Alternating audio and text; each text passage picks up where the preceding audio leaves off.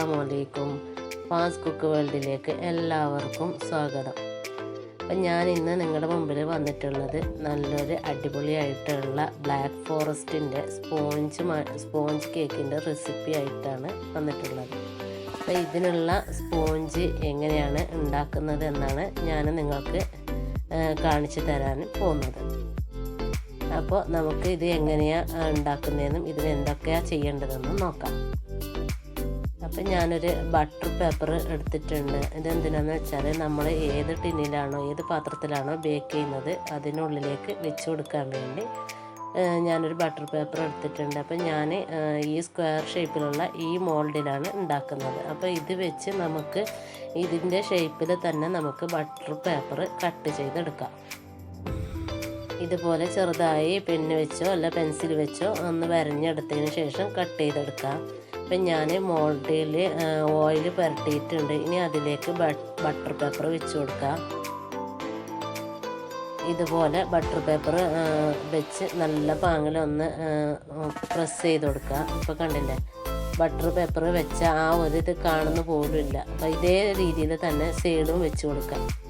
അപ്പോൾ ഇതുപോലെ ഞാൻ കട്ട് ചെയ്തിട്ട് എടുത്തിട്ടുണ്ട്. അപ്പോൾ ഇതേ രീതിയിൽ സൈഡേക്കും വെച്ച് കൊടുക്കാം. അപ്പം ഞാൻ മുഴുവനായിട്ട് ബട്ടർ പേപ്പർ വെച്ചിട്ടുണ്ട്. ഇനി അതിനുശേഷം നമുക്ക് കുറച്ച് ഓയിൽ കൂടി ബ്രഷ് ചെയ്ത് കൊടുക്കാം. ഇതുപോലെ കുറച്ച് ഓയിൽ കൂടി ബ്രഷ് ചെയ്ത് കൊടുക്കാം. ഇനി നമുക്ക് ഇത് മാറ്റി വെക്കാം. ഇനി അടുത്തത് ഡ്രൈ ഇൻഗ്രീഡിയൻറ്റ് റെഡിയാക്കി വെക്കാം. അപ്പോൾ ഇതിനായിട്ട് ഞാൻ ഒരു ബൗൾ എടുത്തിട്ടുണ്ട്. അതായത് ഡ്രൈ ആയിട്ടുള്ള ഒരു ബൗൾ എടുത്തിട്ടുണ്ട്. ഇതിലേക്ക് ഒരു കപ്പ് മൈദ മാവ് ഇട്ട് കൊടുക്കാം. 250 ml കപ്പിൽ ഒരു കപ്പ് മൈദ മാവ്, ഒരു 3 ടേബിൾ സ്പൂണോളം cocoa powder, 3 table spoon cocoa powder ഇട്ട് കൊടുക്കാം. 1/4 ടീസ്പൂണ് ബേക്കിംഗ് പൗഡർ ഇട്ട് കൊടുക്കാം. 1/4 ടീസ്പൂണ് ബേക്കിംഗ് സോഡ ഇട്ട് കൊടുക്കാം. ഒരു പിഞ്ച് ഉപ്പിട്ട് കൊടുക്കാം. ഇനി ഇത് നല്ല പോലെ ഒന്ന് മിക്സ് ചെയ്തെടുക്കാം. നല്ല രീതിയിൽ എല്ലായിടത്തും എത്തുന്ന രീതിയിൽ മിക്സ് ചെയ്തെടുക്കാം. മിക്സ് ചെയ്ത് അരിച്ച് മാറ്റി വെക്കാം.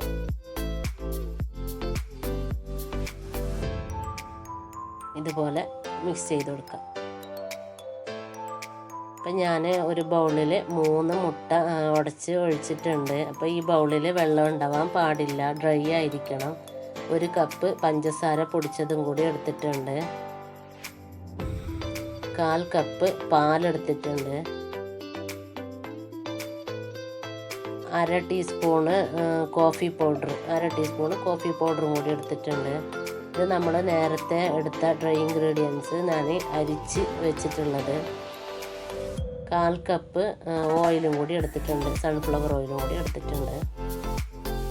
ഇനി നമുക്ക് എടുത്ത് വെച്ചിരിക്കുന്ന മുട്ട ബീറ്റ് ചെയ്തെടുക്കാം. അപ്പം ആദ്യം തന്നെ ഫസ്റ്റിലിട്ട് ബീറ്റ് ചെയ്യാം.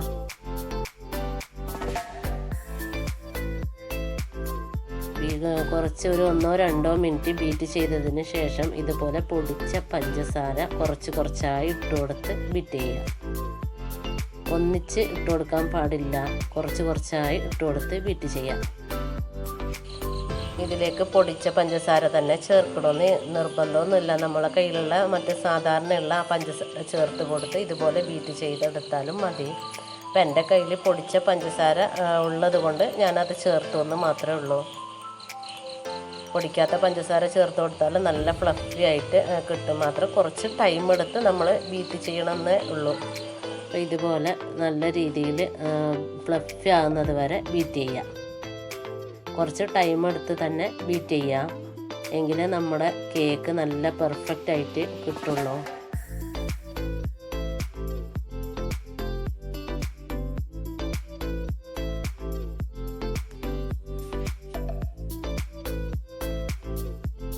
ഇപ്പം നമ്മുടെ ബാറ്റർ ഏകദേശം ഫ്ലഫി ആയിട്ട് വന്നിട്ടുണ്ട്. ഇനി അതിലേക്ക് ഒരു 1/4 ടീസ്പൂണോളം വാനില എസൻസ് ഒഴിച്ചു കൊടുക്കാം.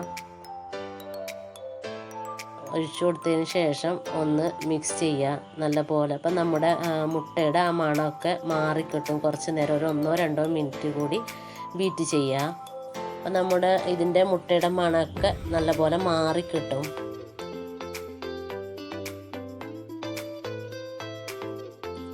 നമ്മൾ എത്ര ടൈം എടുത്ത് നല്ല ഫ്ലഫി ആക്കി എടുത്തോ അത്രയും പെർഫെക്റ്റ് ആയിട്ട് നമുക്ക് നമ്മുടെ കേക്ക് റെഡി ആയിട്ട് കിട്ടും.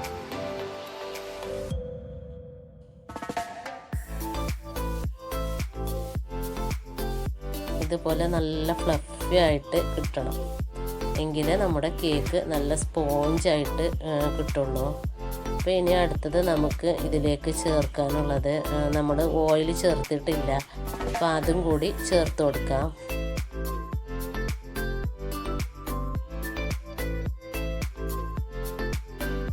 ഇതും കൂടി ചേർത്തതിന് ശേഷം ഒന്ന് ജസ്റ്റ് മിക്സ് ആക്കി എടുക്കാം. ഒന്ന് എല്ലായിടത്തും എത്തുന്ന രീതിയിൽ നല്ലപോലെ ഒന്ന് മിക്സ് ആക്കി എടുക്കുക. കുറേ നേരം ഇട്ട് ബീറ്റ് ചെയ്യാൻ പാടില്ല. ഒന്ന് ജസ്റ്റ് ഒന്ന് ഇതുപോലെ കറക്കിയെടുക്കുക.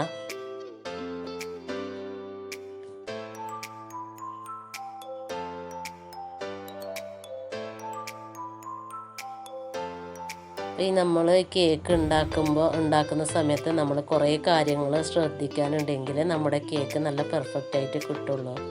അപ്പം നമ്മൾ നേരത്തെ എടുത്ത് വെച്ച പാലും കൂടി ഇതിലേക്ക് ഒഴിച്ചു കൊടുക്കുക. 1/4 കപ്പ് പാലെടുത്ത് വെച്ചിട്ടുണ്ടായിരുന്നു, അതും കൂടി ചേർത്ത് കൊടുക്കുക. ഇത് ചേർത്തതിന് ശേഷം ജസ്റ്റ് ഒന്ന് ഇതുപോലെ ഒന്ന് മിക്സാക്കി കൊടുത്താൽ മതി.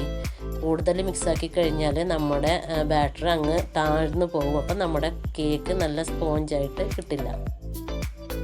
ഇനി നമുക്ക് ഇതിലേക്ക് നേരത്തെ എടുത്ത് വെച്ച ഡ്രൈ ഇൻഗ്രീഡിയൻറ്റ് ചേർത്ത് കൊടുക്കാം. ഇതുപോലെ കുറച്ചായിട്ട് ഒന്ന് ഫോൾഡ് ചെയ്തെടുത്താൽ മതി. മുഴുവനായിട്ട് ഇട്ട് കൊടുക്കാൻ പാടില്ല. അതും കെട്ടാത്ത രീതിയിൽ നല്ല രീതിയിൽ തന്നെ മെല്ലെ ഫോൾഡ് ചെയ്തെടുക്കാം. കട്ട ഉണ്ടാവാൻ പാടില്ല. ഇതേ രീതിയിൽ മെല്ലെ ഫോൾഡ് ചെയ്തെടുക്കുക. ഇതേപോലെ ഡ്രൈ ഇൻഗ്രീഡിയൻ്റ് ഒരു 2-3 പ്രാവശ്യമായിട്ട് ഇട്ട് കൊടുത്ത് ഇതുപോലെ ഒന്ന് മെല്ലെ ഫോൾഡ് ചെയ്തെടുത്താൽ മതി.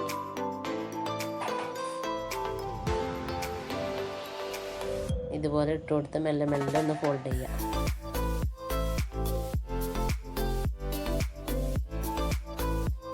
അപ്പം ഞാൻ പൊടികൾ മൊത്തം ഇതിൽ ചേർത്തിട്ടുണ്ട്. ഇനി ഇതിലേക്ക് നമുക്ക് നേരത്തെ എടുത്ത് വെച്ചിട്ടുണ്ടായിരുന്ന കോഫിൻ്റെ കൂട്ട് കൂടി ചേർത്ത് കൊടുക്കാം. ഇത് നല്ലൊരു ഫ്ലേവറാണ്. നമ്മൾ ഈ ചോക്ലേറ്റ് കേക്കിലേക്ക് നല്ലൊരു ഫ്ലേവറാണ് കോഫിൻ്റെ കൂട്ടുകൂടി ചേർക്കുമ്പോൾ കിട്ടുന്നത്. അപ്പോൾ അതും കൂടി ചേർത്ത് കൊടുക്കുക. ചേർത്ത് ഇതുപോലെ മെല്ലെ ഒന്ന് മിക്സ് ചെയ്തെടുക്കാം. ഇപ്പം നമ്മുടെ ബാറ്റർ റെഡി ആയിട്ട് കിട്ടിയിട്ടുണ്ട്. കണ്ടില്ലേ, ഒരു കട്ട പോലും ഇല്ലാതെ നല്ല രീതിയിൽ നല്ല സോഫ്റ്റായിട്ട് സ്മൂത്തി ആയിട്ടുള്ള ബാറ്റർ റെഡി ആയിട്ട് കിട്ടിയിട്ടുണ്ട്. ഇനി നമുക്ക് നേരത്തെ എടുത്ത് വെച്ച മോൾഡിലോട്ട് ഒഴിച്ചു കൊടുക്കാം. നേരത്തെ എടുത്ത് വെച്ചിട്ടുണ്ടായിരുന്ന കേക്കിൻ്റെ ടിന്ന് അതിലേക്ക് ഒഴിച്ചു കൊടുക്കാം.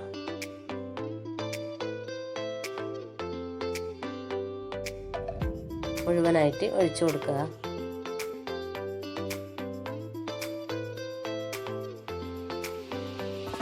ഒഴിച്ചു കൊടുത്തതിന് ശേഷം ഒന്ന് ടാപ്പ് ചെയ്യുക. അപ്പോൾ ഇതിൽ എയർ ബബിൾസ് ഒക്കെ ഉണ്ടെങ്കിൽ അങ്ങ് മാറിക്കിട്ടും. അപ്പോൾ ഇതുപോലെ ഒന്ന് ടാപ്പ് ചെയ്ത് കൊടുക്കുക.